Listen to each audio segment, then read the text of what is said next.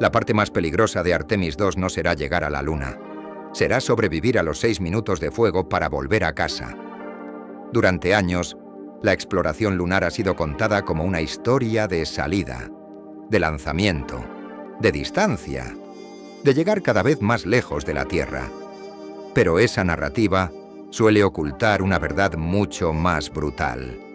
En una misión como Artemis II, el momento en que la tripulación estará más cerca de morir no será cuando se aleje del planeta, ni cuando rodee la Luna, ni siquiera cuando quede aislada detrás de su cara oculta.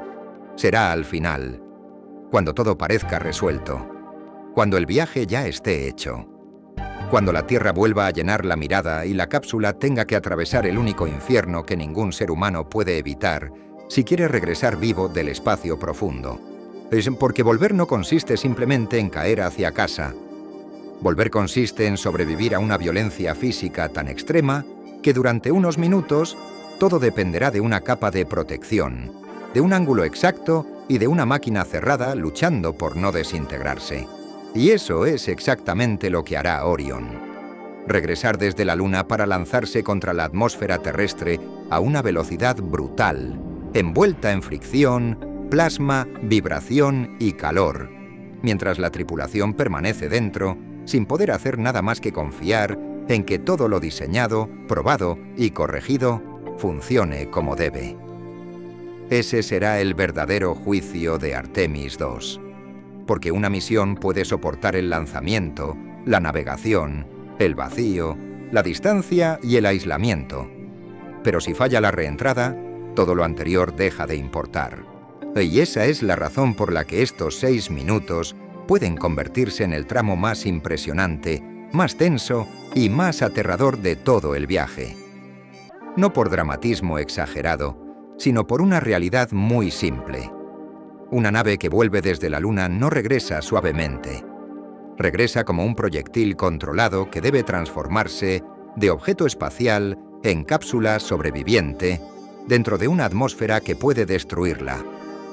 Esa es la parte que casi nunca se siente cuando miramos una misión desde fuera. Vemos la nave en el espacio y pensamos en silencio, elegancia, belleza técnica. Vemos imágenes limpias, trayectorias dibujadas con precisión y simulaciones donde todo parece ordenado. Pero la física real del regreso es otra cosa. Es choque contra aire comprimido a velocidades extremas. Es una envoltura incandescente rodeando la cápsula. Es una presión creciente, empujando la estructura y los cuerpos de los astronautas. Es el escudo térmico absorbiendo y expulsando una cantidad brutal de energía para que el interior no se convierta en una tumba. Y lo más inquietante es que, en esos minutos, la tripulación verá parte de todo eso. No lo verá como un observador desde fuera. Lo verá desde dentro de una cápsula que empieza a vibrar, a rugir y a sentirse físicamente distinta. A través de las ventanas, el exterior dejará de parecer espacio y empezará a convertirse en una tormenta luminosa. Fuego aparente, resplandor feroz, plasma envolviendo la nave, una pared incandescente entre ellos y el mundo exterior. Para cualquiera que no entienda lo que ocurre, la escena podría parecer el comienzo del desastre. Para los astronautas, incluso sabiendo que esa es exactamente la física esperada, seguirá siendo una experiencia profundamente perturbadora. Porque una cosa es saber que el escudo térmico está diseñado para soportarlo, y otra muy distinta es ver cómo el exterior de tu nave parece entrar en combustión mientras tú estás encerrado dentro. Eso convierte la reentrada en algo más que una fase técnica. La convierte en una experiencia sensorial total. El cuerpo la sentirá, los ojos la verán, el oído la registrará, y la mente tendrá que procesar el hecho de que la forma de volver a casa es atravesar un infierno controlado. Suscríbete si quieres explorar el lado más extremo y real de las misiones espaciales. Para entender por qué estos 6 minutos importan tanto, hay que empezar por una verdad elemental. El problema no es el espacio. El problema es la atmósfera. Si en el vacío, una nave viaja sin aire que la frene. Puede moverse a velocidades enormes sin generar fuego, sin compresión brutal, sin fricción atmosférica. Pero cuando quiere regresar a la Tierra, tiene que atravesar de nuevo la capa de gases que envuelve el planeta. Y ahí la situación cambia de forma violenta. Porque la cápsula no entra flotando.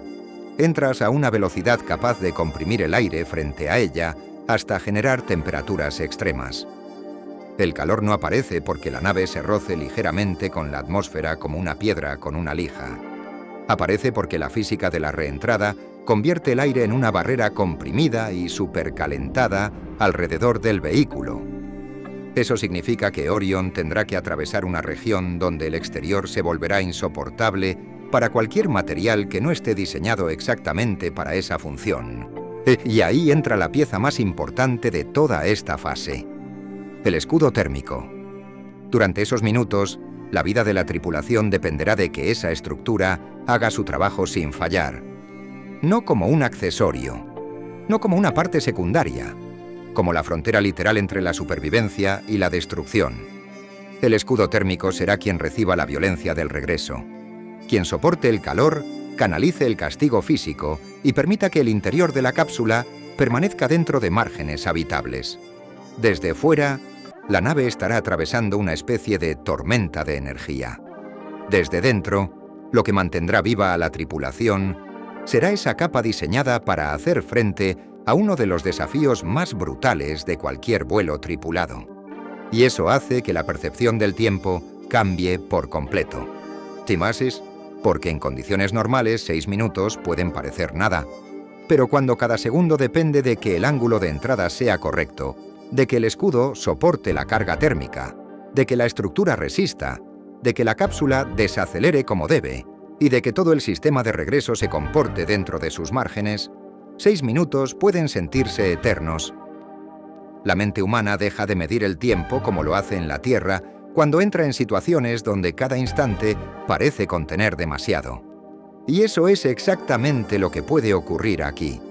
La tripulación no vivirá 6 minutos abstractos. Vivirá una secuencia donde cada cambio del entorno puede sentirse amplificado. Primero vendrá la entrada, después el crecimiento del calor, luego el exterior transformándose en resplandor, la vibración, la carga física sobre el cuerpo, la imposibilidad de hablar con la Tierra, la sensación de estar atravesando algo que no se puede interrumpir ni negociar, porque ese es otro de los elementos más intensos de esta fase. El blackout. Durante unos 6 minutos, Orion dejará de poder comunicarse con la Tierra. Y eso convierte el momento más violento del regreso en uno de los más solitarios de toda la misión. No habrá voz al otro lado. No habrá confirmación inmediata desde control de misión. No habrá esa red psicológica de acompañamiento técnico que normalmente mantiene a la tripulación conectada con la civilización. Habrá silencio. Visto desde fuera, ese blackout puede parecer solo un detalle técnico inevitable, una consecuencia del plasma que rodea la cápsula y bloquea las señales. Pero vivido desde dentro tiene otra dimensión por completo, porque no ocurre en un tramo tranquilo. Ocurre justo cuando la nave está entrando en la fase más extrema de la reentrada. Ocurre cuando el cuerpo siente la desaceleración, cuando el exterior parece arder y cuando todo depende de sistemas que no admiten improvisación. En ese instante, la tripulación no solo estará soportando fuego y presión, también estará experimentando una interrupción total del vínculo con la Tierra. Eso altera la percepción de la situación de una forma muy profunda. Porque una cosa es estar en una fase peligrosa de una misión, sabiendo que el mundo sigue ahí, escuchando cada palabra, respondiendo, acompañando cada cambio de telemetría. Y otra muy distinta es atravesar esa misma fase sin poder oír a nadie. De pronto, la cápsula se convierte en un universo cerrado. Solo existen la nave, los astronautas, es el rugido del regreso y la certeza de que, hasta que el plasma se disipe, no hay voz humana externa que pueda entrar. Eso no significa que la misión esté fuera de control, pero sí significa que el factor psicológico se vuelve mucho más intenso. Porque el aislamiento pesa distinto cuando coincide con el tramo más agresivo del vuelo. Y ahí es donde Artemis II puede convertirse en una experiencia muy diferente a la imagen limpia y heroica que solemos tener del retorno espacial, no será una simple llegada. Será una prueba de resistencia mental y física. La tripulación tendrá que soportar el hecho de que la nave está siendo castigada por la atmósfera, mientras el planeta entero permanece momentáneamente en silencio al otro lado del plasma. Y eso hace que la reentrada no se sienta como un cierre suave de la misión. Él se sienta como una confrontación final. Una confrontación con la velocidad, con la temperatura, con la estructura de la nave, con la fragilidad del cuerpo humano cuando es sometido a desaceleración y presión, con la idea de que, después de haber sobrevivido al vacío profundo y al entorno lunar, todavía queda una última barrera violenta entre la tripulación y la seguridad de la Tierra. También por eso el regreso de Orion ha sido una de las partes más observadas y debatidas de todo el programa. Porque no se trata solo de una fase espectacular. Se trata de una fase en la que el diseño debe funcionar exactamente como se espera. Las preocupaciones y observaciones alrededor del escudo térmico no nacen del gusto por el drama, sino de una razón simple. Si la protección de reentrada no se comporta como debe, no hay heroicidad que compense ese fallo. En la exploración tripulada, algunas partes del viaje permiten correcciones. Esta no. La reentrada es una secuencia en la que entras porque no tienes otra opción y en la que salir bien depende de haber resuelto de antemano lo que el espacio y la atmósfera van a hacer contigo. Eso convierte a estos 6 minutos en una especie de examen absoluto. Todo lo anterior conduce aquí.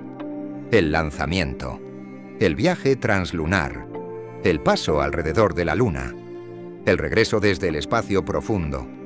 Todo termina concentrándose en este tramo final donde Orion debe soportar la violencia suficiente para desacelerar sin morir en el intento. La tripulación lo sabrá. No solo sabrá que el diseño está preparado, sabrá también que está dentro de la fase más físicamente extrema de la misión, y el cuerpo lo confirmará. Porque la reentrada no es solo un fenómeno que se ve, también es un fenómeno que se siente. La desaceleración empuja a los astronautas contra sus asientos. La cápsula vibra. La estructura transmite la transición brutal entre el vacío y el aire comprimido. La presión física cambia la respiración, la percepción y la relación con el propio cuerpo. Cada segundo deja de ser solo una secuencia de relojes y se convierte en una experiencia de esfuerzo, tensión y espera. No hay mucho que hacer, solo soportarlo, solo atravesarlo. Eso puede volver cada instante extrañamente largo.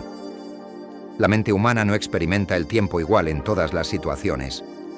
En condiciones extremas, unos pocos minutos pueden sentirse como un espacio enorme. Y eso es probablemente lo que hará tan memorable esta fase para la tripulación. No solo la visión del exterior convertido en resplandor, sino la sensación de que el tiempo se espesa dentro de la cápsula.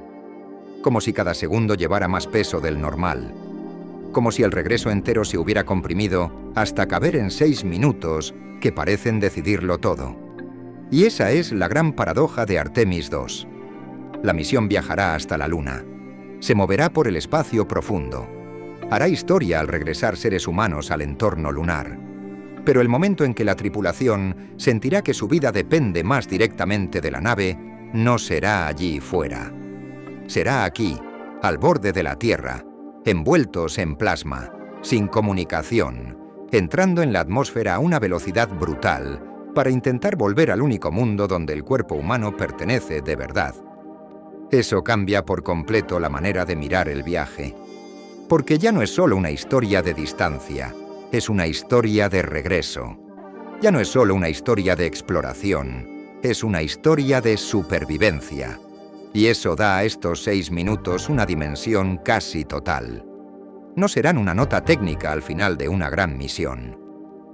Serán el último filtro, el instante en que todo lo construido, diseñado y probado por Orión tendrá que demostrar que merece la confianza depositada en él.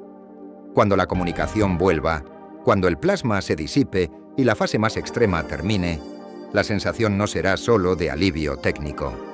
Será de haber atravesado algo que, durante unos minutos, transformó la cápsula en un pequeño escudo humano contra una fuerza gigantesca. La tripulación no recordará solo que regresó, recordará cómo regresó. Recordará el fuego aparente fuera de las ventanas. Recordará la presión sobre el cuerpo. Recordará el silencio de la Tierra. Recordará que volver a casa desde la Luna exige aceptar una última violencia antes de tocar de nuevo el mundo seguro. Y eso es lo que hace tan poderoso este momento. No solo que sea peligroso, sino que revela algo esencial sobre toda la exploración tripulada, que no basta con llegar lejos, también hay que aprender a regresar a través del infierno. Y eso es precisamente lo que vuelve a estos 6 minutos tan distintos de cualquier otra parte de la misión, porque el lanzamiento impresiona. El viaje hacia la Luna asombra. La cara oculta inquieta. Pero la reentrada concentra algo más brutal. La posibilidad de que todo el viaje dependa, al final, de una sola secuencia física que no admite errores graves. En ese momento, ya no habrá paisaje lunar, ni épica del espacio profundo, mas ni distancia poética con la Tierra. Habrá atmósfera, calor, presión y una cápsula atravesando una zona donde la naturaleza deja claro que volver vivo también es una hazaña. Esa es una verdad que muchas veces se pierde cuando hablamos del espacio. Nos fascina la ida. Nos obsesiona el momento de marcharse. El cohete, la separación, el vacío, la Luna al fondo. Pero muy pocas veces se siente de verdad lo que significa regresar desde tan lejos. Porque volver no es deshacer el camino de forma tranquila. Volver es lanzarse otra vez contra el planeta a una velocidad descomunal y confiar en que la nave pueda convertir esa violencia en supervivencia. No hay elegancia exterior en ese instante. Hay combate físico entre ingeniería y atmósfera. Y dentro de Orion, la tripulación lo sabrá en cada segundo. No necesitarán mirar datos para entender que están en la fase más agresiva del vuelo. Lo sentirán en el cuerpo, en la presión creciente, en la vibración, en la forma en que la cápsula deja de sentirse silenciosa y empieza a comportarse como un objeto sometido a una fuerza gigantesca. La reentrada no se contempla solo con la vista. Se percibe en los músculos, en el pecho, en la respiración y en esa conciencia tan extraña de que todo está funcionando al límite precisamente para no romperse. Eso cambia la percepción del tiempo de forma radical. 6 minutos, en condiciones normales, no significan nada. Pero dentro de una cápsula que vuelve desde la Luna, 6 minutos pueden sentirse como un territorio entero. Primero porque cada fase tiene un peso psicológico enorme. Después porque la tripulación no puede hacer gran cosa salvo atravesarlo. Y por último porque el silencio con la Tierra vuelve todo más denso.